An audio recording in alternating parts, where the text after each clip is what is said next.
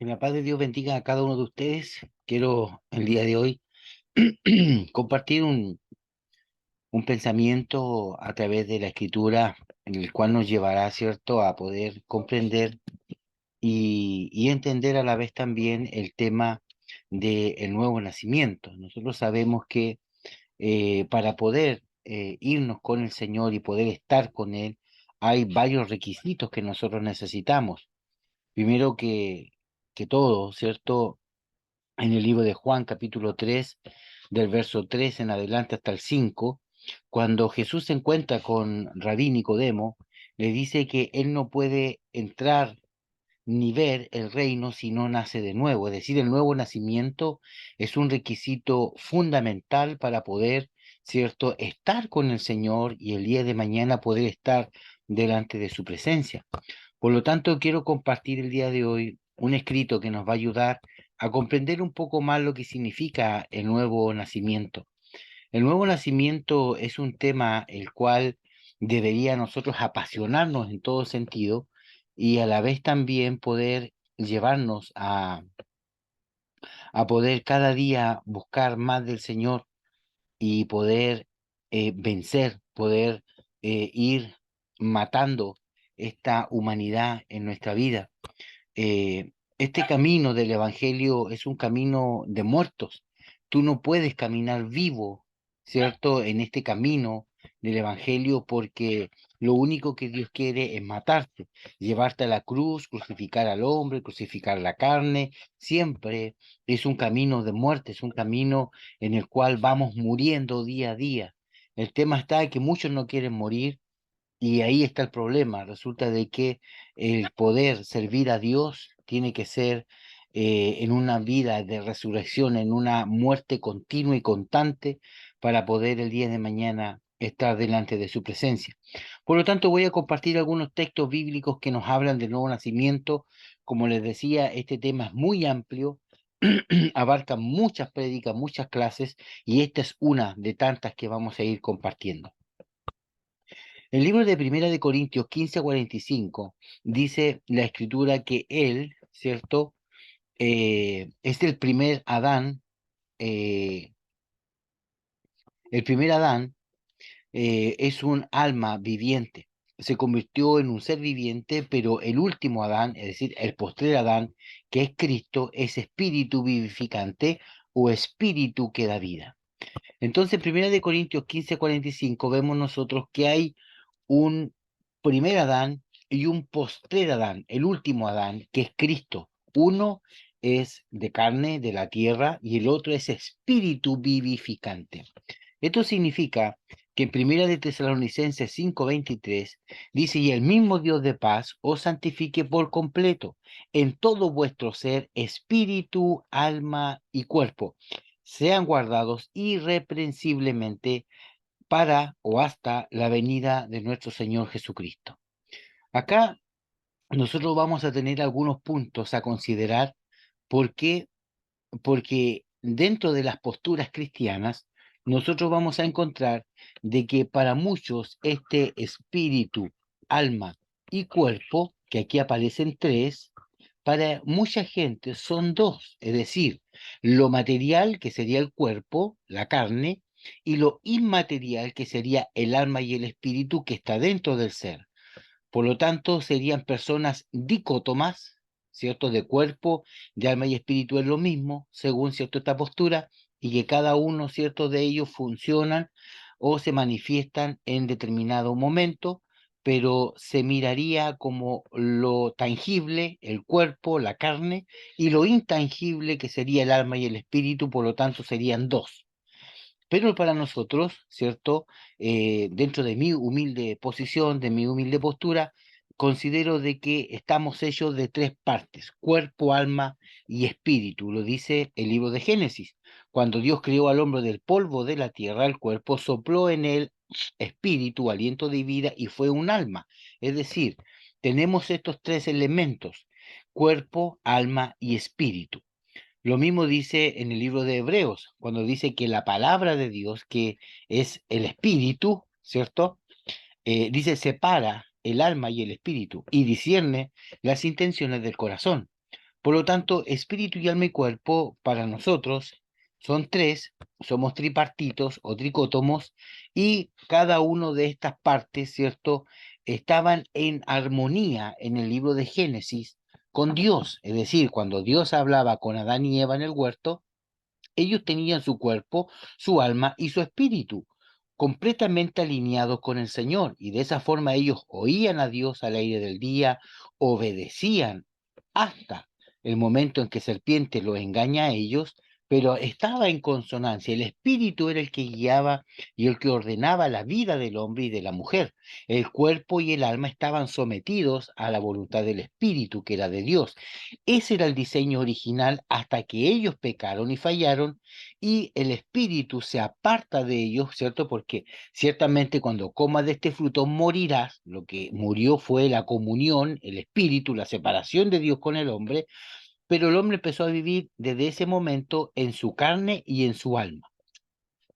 Por lo tanto, cuando hablamos de nuevo nacimiento, es que nosotros necesitamos recuperar el estado original, ¿cierto?, del hombre y la mujer de Dios, cuerpo, alma y espíritu sometido, obviamente, delante del Señor, siendo el espíritu el que guía y el que gobierna al ser humano. El cuerpo sería, ¿cierto?, el vehículo donde viajan los pensamientos y el alma, pero el espíritu es el que gobierna.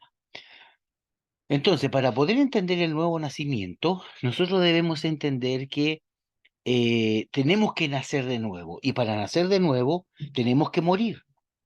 Entonces Nicodemo se encuentra con Cristo y le dice, ¿cómo un hombre siendo viejo se va a meter de nuevo en el cuerpo de su madre? Y Jesús le dice que él no entiende lo que le está explicando, porque para poder ver y entrar en el reino tú tienes que nacer de agua y del Espíritu. Entonces así vamos a comenzar el día de hoy lo que quiero compartir con ustedes.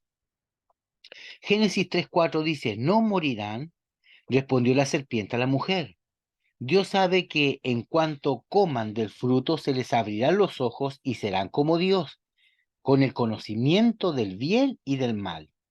Y vio la mujer que el árbol era bueno para comer, y esta parte es importante, era bueno, ¿cierto?, para comer, que era agradable a los ojos y codiciable para alcanzar sabiduría. Y tomó del fruto y comió, y también dio a su marido. Por lo tanto, vemos acá cómo estas tres condiciones, ¿cierto?, para poder, ¿cierto?, cometer un pecado, cometer una falta, primero yo tengo que mirar. Vio la mujer que el árbol era bueno, es decir, ella vio.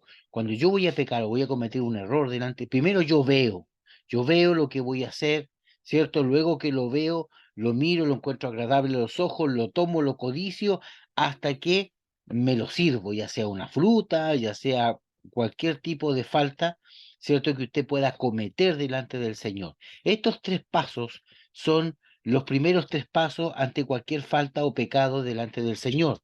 Ver el pecado, ¿cierto? Lo miramos agradable y codicioso y lo tomamos.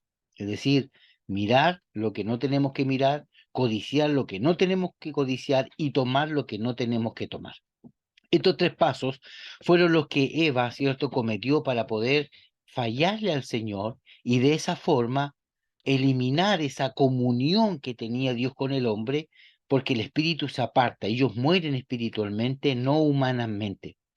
Entonces, desde Génesis en adelante vemos que hay una raza caída, una naturaleza humana pecadora que está eh, no alineada con el Señor, no alineada con el Espíritu de Dios. Por lo tanto, vemos nosotros que necesitamos, ¿cierto?, que el hombre y la mujer puedan tener un cambio. Génesis 6 dice, y dijo Jehová, no contenderá mi espíritu con el hombre para siempre, porque ciertamente él es carne. El problema que nosotros tenemos para poder nacer de nuevo como hijos de Dios es la carne.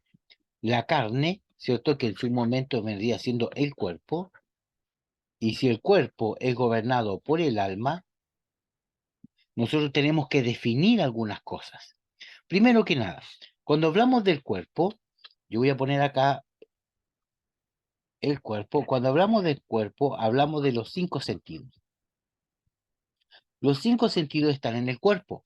Todo lo que yo veo, lo que gusto, lo que pruebo, lo que toco, ¿cierto? Eso es el cuerpo, los cinco sentidos. Pero en el alma, ¿cierto? En el alma, nosotros tenemos la voluntad,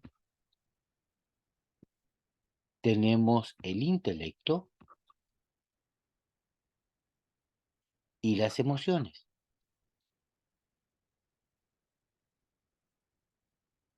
Entonces, en el alma, nosotros tenemos la voluntad, el intelecto y las emociones. Por lo tanto, el cuerpo, ¿cierto? Con los cinco sentidos, es el vehículo en donde todo lo que yo pienso, con mi mente, con mi corazón, con mi voluntad, ¿cierto? El cuerpo lo dirige. Dentro del espíritu, que yo voy a poner por acá, acá está el espíritu, también hay tres ingredientes, que sería la intuición,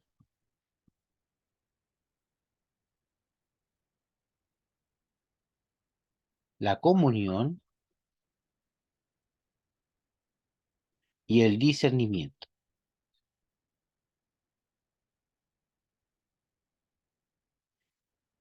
Ahora, es importante notar esto. ¿Cómo yo me puedo dar cuenta que todo esto está en perfecta armonía? Porque en el cuerpo están los cinco sentidos y eso es visible, palpable y tangible. En el alma, ¿cierto? Que en el alma se encuentra en nuestra cabeza, en el alma, ¿cierto? Está la voluntad, el intelecto y las emociones. Y en el espíritu, ¿cierto? Que está dentro de nuestro corazón, está la intuición, la comunión y el discernimiento. ¿Cómo trabajan cada uno de ellos?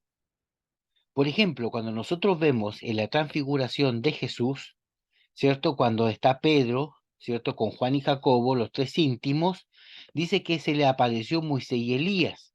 Yo le pregunto a usted, ¿cómo Pedro se dio cuenta que era Moisés y Elías si no los conocía? Nunca los había visto. ¿Cómo supo él que ellos eran lo que eran? ¿Cómo supo el rico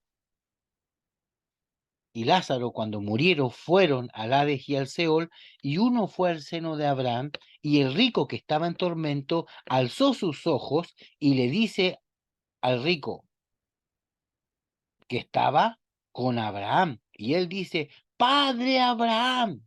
Es decir, ¿cómo es posible que un hombre que no conocía a Abraham, que había muchos años de diferencia entre uno y el otro, puede saber que él es Abraham si nunca lo había visto ni conocido?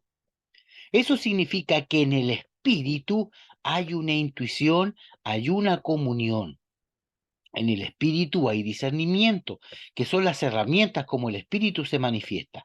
Dentro del alma tenemos el intelecto, la voluntad y las emociones, ya que trabajan en la parte almática del ser humano, más los cinco sentidos del cuerpo. Entonces podemos ver nosotros cómo cada uno de ellos trabaja en su diferente lugar y cada uno se manifiesta, ¿cierto?, según la necesidad. Pero es importante notar que todo esto, cuerpo, alma y espíritu, estaba en comunión, en consonancia, bien alineado con Dios antes de la caída, antes del pecado. Una vez que ellos fallan, ¿cierto? Adán y Eva, se rompe esa comunión y ahora el cuerpo está a la voluntad del alma. El alma es el que manda, por eso que nosotros enseñamos, ¿cierto?, que no debemos servir a Dios almáticamente, sino espiritualmente, porque cuando el espíritu gobierna el cuerpo, el alma se somete, o cuando el espíritu gobierna el alma, el cuerpo se somete, se humilla, se sacrifica y se esfuerza. Por lo tanto, viendo que el problema y la dificultad no es del espíritu, ¿ya?, sino que es del alma y de la carne. Ahí tenemos nosotros el problema, ahí está la falla. Por lo tanto, nosotros debemos entender esto. Génesis, Gálatas 5:16, digo pues, andad en el espíritu y no satisfajáis los deseos de la carne. Otra vez tenemos la carne, porque ahí está el problema. Para poder nacer de nuevo, nosotros tenemos que vencer la carne y sus deseos y sus pasiones. Lo hermoso de la vista, la vanagloria de la vida, lo codiciable, todo eso está en la carne, todo eso está en el alma del hombre que aún no ha nacido de nuevo. Gálatas 5:17, porque el deseo de la carne es contra el espíritu y el espíritu es contra la carne, y estos se oponen entre sí para que no hagáis lo que queréis. Es decir, vamos a poner como sinónimo cuando hablemos de carne, del cuerpo y del alma. Eso es carne. El espíritu está aparte. Por lo tanto, el espíritu está en contra del alma y de la carne. Romanos 7:18 dice, y si yo sé que en mí, esto es en mi carne, otra vez la carne, no mora el bien, porque el querer el bien está en mí, pero no el hacerlo. Y esto es claro. Aquel hombre que no ha nacido de nuevo le cuesta vivir en el espíritu porque no lo conoce, porque para él es locura, porque no corresponde. Le es más fácil vivir en la carne, en su alma y en su cuerpo. Romanos 7:23 dice, pero veo otra ley en mis miembros, la ley de mis miembros, es decir, del cuerpo, que se revela contra la ley de mi mente, contra el alma, y que me lleva cautivo al pecado, que está en mis miembros. Entonces, vemos acá una consonancia entre el alma y la carne, entre el cuerpo, ¿cierto? Entre el carácter, la voluntad y las emociones. Juan 8:36 dice, así que si el Hijo de Dios, es decir, Jesucristo, nos hace libre, ustedes son verdaderamente libres. Es decir, hay un camino para vencer la carne, hay un camino para nacer de nuevo, hay un camino para salir en victoria. Porque Dios sabe que mientras estemos en este cuerpo siempre vamos a estar fallando y pecando, pero hay una solución, hay un camino. Segunda de Pedro 1:4 dice, por medio de las cuales nos ha dado preciosas y grandísimas promesas para que por ellas llegaseis a ser participantes de la naturaleza divina. Esta es una palabra clave, la naturaleza divina. La naturaleza, ¿cierto? Es algo innato que está dentro de mí. Hay naturaleza vegetal, animal, anfibia, aérea, etcétera. La naturaleza. Cuando hablamos de naturaleza, hablamos de algo natural. Por ejemplo, ¿quién le enseña a un pescado a respirar debajo del agua? ¿Quién le enseña a un pájaro, un ave a volar? Nadie, porque es natural que por la condición y el hábitat donde es creado pueda hacer eso sabiendo que otro no lo puede hacer. Por ejemplo, yo no podía estar una hora debajo del agua sin respirar, me moriría, pero el pez sí, pero el pez no puede estar tampoco fuera del agua como yo, porque si no moriría. Tenemos naturalezas diferentes. De esto está hablando, de que la naturaleza divina que está en usted y está en mí, es muy distinta a la naturaleza humana de cualquier ser humano. Vamos avanzando. Juan 3:3 dice, respondió Jesús y le dijo, de cierto te digo, que a menos que alguno sea nacido de nuevo, no puede ver el reino. Y esta parte es importante porque el reino dice, no se puede ver. Y en el 3:5 respondió Jesús, de cierto, el que no nace de agua y de espíritu no puede entrar. Es decir, tú no puedes entrar en un lugar que no puedes ver. El principio es el siguiente, si tú quieres entrar al reino de Dios, quieres ser salvo, quieres ser la esposa, la novia de Cristo, si tú quieres irte con el Señor, primero tienes que ver. Para ver, tienes que nacer de agua y de espíritu. Y para entrar también.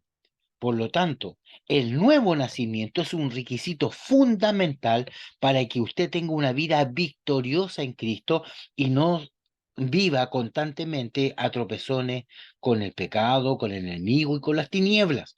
Porque la Biblia dice que aquel que es seducido, no diga que es seducido del enemigo, sino que de sus propias concupiscencias, de su propia alma, de sus propios pensamientos, somos seducidos al mal. Eso es lo que dice el libro de Santiago. Por eso es importante ver, ¿cierto?, cómo se desarrolla este proceso del nuevo nacimiento. Luego dice el texto, Juan 3:8-36, así que si el Hijo os libertare, seréis verdaderamente libres. Es decir, hay una forma de poder nacer de nuevo y ser libre, es que el Hijo de Dios, Jesucristo, que recibamos a Cristo el Señor, Él nos va a hacer libres y vamos a nacer de nuevo. Primera de Juan 3:6 dice, todo aquel que permanece en él no peca, porque todo aquel que peca no le ha visto ni le ha conocido. Yo pregunto, ¿usted conoce al Señor Jesús? Sí. ¿Lo ha aceptado en su corazón? Sí. ¿Y por qué peca? ¿Por qué falla? Primera de Juan 3:9. Todo aquel que es nacido de Dios no practica el pecado. Si usted es nacido de Dios, usted no tiene que pecar, porque la simiente de Dios permanece en él y no puede pecar porque es nacido de Dios. Y esta es la palabra clave. Para no pecar, para no fallar, estando en este cuerpo de carne, yo tengo que nacer de nuevo, nacer de Dios, ser engendrado del Espíritu, no de la carne.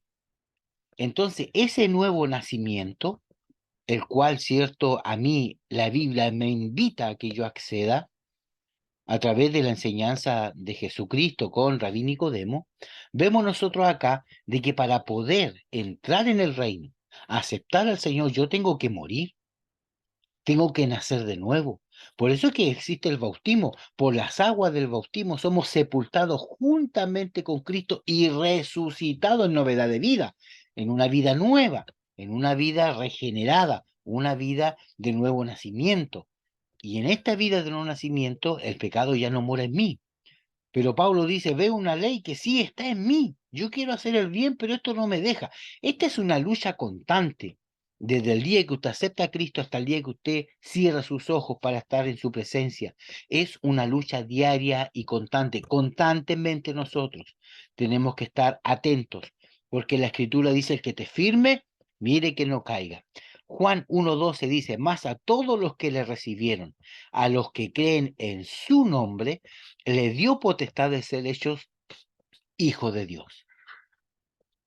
Y el verso 13, los cuales no son engendrados. Esta palabra engendrado es muy importante, de sangre ni de voluntad de carne, es decir, ni de su mamá ni de su papá. Los hijos de Dios, que dice Juan 1:12, los hijos de Dios, los que han nacido de nuevo, los que se van a ir con el Señor, son personas que han nacido, que han sido engendrados, no nacidos. Porque aquí dice que estos no están engendrados por voluntad de carne ni de sangre, sino por voluntad de Dios. Entonces, yo soy nacido, o sea, yo soy engendrado por mi papá y por mi mamá naturalmente. Ya, yo soy Manuel Saavedra Muñoz, yo tengo un apellido, un papá y un mamá. Eso es un engendramiento natural. Pero en Cristo Jesús yo tengo que nacer de nuevo y nazco del agua y del Espíritu y soy engendrado por la voluntad de Dios, no de mi papá ni de mi mamá. Porque esto tiene que ver con el nuevo nacimiento. Entonces, cuando yo entiendo esto, cuando yo entiendo de que tengo que poder vivir una vida distinta a la que vive cualquier persona porque soy santo apartado para Dios, y de esa forma el nuevo nacimiento va generando en mí un querer y un hacer, un cambio de vida, las cosas cambian, las cosas son distintas. Es por eso y es necesario que podamos entender que el nuevo nacimiento es clave para poder irse con el Señor. Yo solamente quiero compartir una reflexión, no quiero hacer de esto una gran prédica, sino solamente una reflexión para que usted pueda, ¿cierto?, ir viendo, estudiando y entendiendo lo que significa el nuevo nacimiento, que son muchos pasos. Todavía no hemos hablado del espíritu de vida en Cristo Jesús, todavía no hemos hablado de qué significa la regeneración, los pasos de la regeneración, cómo poder salir en victoria, naciendo, habiendo nacido de nuevo, las artimañas del enemigo para poder, ¿cierto?, a un hijo engendrado en el espíritu, hacerlo caer. Todavía no hemos hablado nada de eso, solamente es una introducción al nuevo nacimiento. Espero que usted esté en esta etapa hermosa y bonita que significa nacer de nuevo, que significa vencer y luchar y estar todos los días velando y orando para no caer en tentación. Desde acá un saludo a todos los amigos, hermanos que se han suscrito a la página. Perdonen por no haber publicado muchos videos antes, pero he estado bastante ocupado con el Instituto Bíblico, donde tengo que estar grabando 2 o 3 veces en la semana y aparte poder entregar un mensaje también en YouTube. Así que muchas bendiciones y cariños a todos y nos estamos viendo en el próximo video. Que el Señor les bendiga y nos vemos y espero que esta pequeña cápsula pueda servirle para poder armar su sermón, su prédica y bendecir a su iglesia. Que el Señor les bendiga. Nos vemos en el próximo video. Bendiciones.